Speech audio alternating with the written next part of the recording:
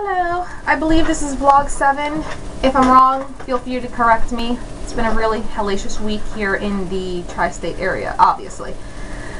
Today I am continuing the Q&A that people submitted to me last Saturday when I had no vlog format. So here goes the questions. Digital comics are meh.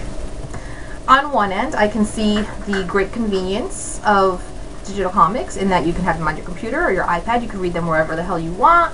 You don't necessarily have to put them in a long box and run out of room and blah blah blah. But think about it this way. If you are an avid comic book reader, digital comics do not up in value. You can't get a billion different variant covers from it. You can't exactly get any kind of Comic-Con or DragonCon exclusive via digital comic. In cases like this week where lots of people were out of power and couldn't charge up their iPads or computers anymore, what would you really have to read if the power went out and you had no more battery in said things that digital comics were on, as opposed to just opening up a book? Now, I'm a big supporter, obviously, of comic book shops. I love them to death. I love books in general. So I also feel even though digital comics are hot, if more people went out and read them, we would not really have much of a comic book store anymore. Now, I'm not saying the big players like, Midtown Comics in New York, or I think it's Big Apple Comics out in California. I'm talking the little comic book shops, the mom and pop comic book shops that just do it because they love comics. Like, those are the ones that would suffer. So if you love your comic book stores, then I would just suggest getting comic books from them instead of digital comic books. I'm not telling you how to live, but that's just how I feel about digital comics.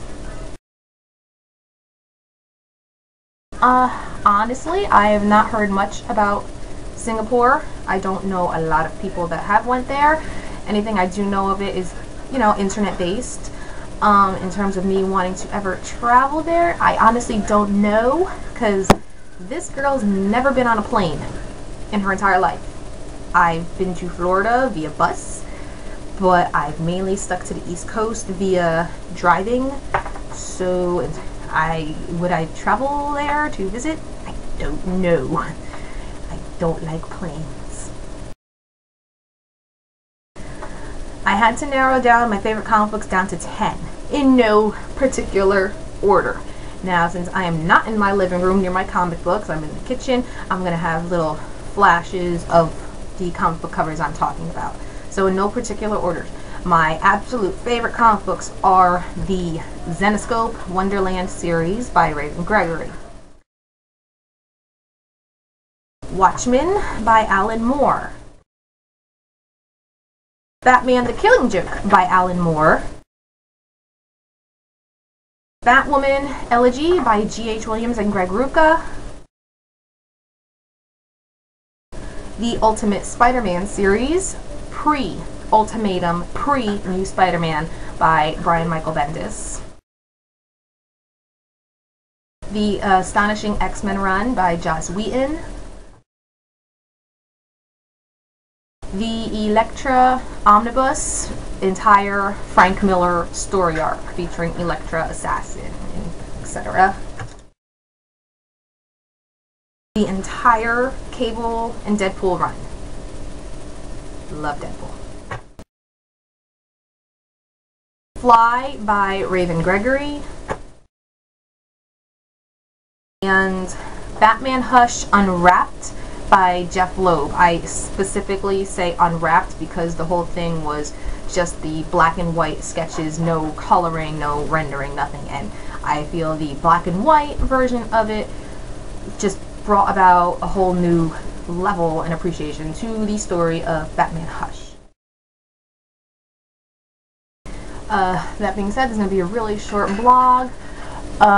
Before I go, the link for everybody to check out today is Blinky Productions. Now, on Nerd Herders this Friday night, we are going to have writer and director of Blinky Productions, Chris Notarilli, on for an interview. He makes a lot of great fan films of horror and superhero characters. He has a lot of great original pieces that he's written as well as directed. So if you do not know what Blinky Productions or who Chris Noda really is, here is the link for you to check out a lot of his work, to get yourself acquainted with who we will be interviewing on Nerd Herders this Friday night. That being said, that is it for this vlog. Don't forget, there's Facebook, there's Twitter, there's the blogs. I now have a Blogspot as well as a live journal because I figured it'd be easier for people to subscribe to Blogspot. That way I don't have to keep updating everybody that a new one is posted. blogtalkradio.com/DreamElite. Every Friday night at 9 p.m. Eastern we have the Nerd Herders with myself and Damien Dragon. My little haha question to wrap this portion up.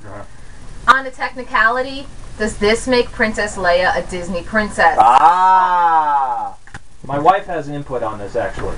Okay, ladies and gentlemen, also in the living room, A former cast member herself. former cast member of Disney is herself, and Mrs. San Gregorio.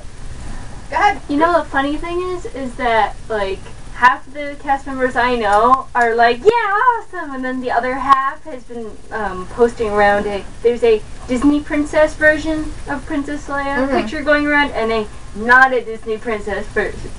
So it is pretty highly debated. Yeah. Now, He's gonna freeze if you want to go technically, no, she's not. Yeah. Because, well, here's the thing. Let's break it down for a bit. Merida is considered a Yeah. Disney She's princess, and she's Pixar. She's the first Disney Pixar princess, yes. But let me tell you this. Right, Let's but break it still. down for a second. She's in distress. She's got a lot of family issues. She's saved by someone who, Oh no, she doesn't. she she's falls. Not saved. She's she, not no, saved. she's not Did you saved. see her with she's the blaster? right. She's quote unquote saved, and then fights her way out of trouble, and she falls for the rascal. If that's not a Disney princess, I don't know what the hell is. Wait. Ewoks. Those are her little animals. And followingthenerd.com, to which I am a contributing writing for. My first article from Zenescope Entertainment's Godstorm issue number 0 is up, and many others are going to be put up as well. Also, Tuesday nights, you can listen to Nerd Herders on followingthenerd.com. The episodes that we record on Friday nights are posted on Tuesday nights on their website. So if you missed it Friday night, or if you cannot find the archive link that I post up like a million times, you can always go to followingthenerd.com on Tuesdays and you can listen to the Friday episode that you missed. Okay, I'm gonna click on over to other things because we just found a kitty from the hurricane. We rescued her from Hurricane Sandy. We named her Penny Stormborn. So since then, everyone's been asking how many cats do I have and what are their names. So I'm going to bring you guys over to clips of my cats as well as my mother's cats, because one of them just looks ridiculous. This is a two-family house. So up here we had our own cats, and in my mother's apartment she has two of her own. So let's go on over to the cats. Here is Domino, Spider-Man, sleeping on top of my couch. Say hi, Domino. She could give a shit right now. She's have such a hard life. Here is Star. Say hi, Star. And the fat ass next to her is Trouble. Trouble! There he is. Out of all the cats, these are the most two that are bonded. Obviously. Star, you gonna meow? And down here in her corner, sleeping right now, there's the new girl. There's Penny. Hi, Penny. She's still getting used to the fact that the house has heat, since she was, I'm going to assume she was thrown out of the house that she used to live in, because she's still a wee little tiny kitty. Hi, Penny. Okay, go back to sleep. Alright, this is Snowball.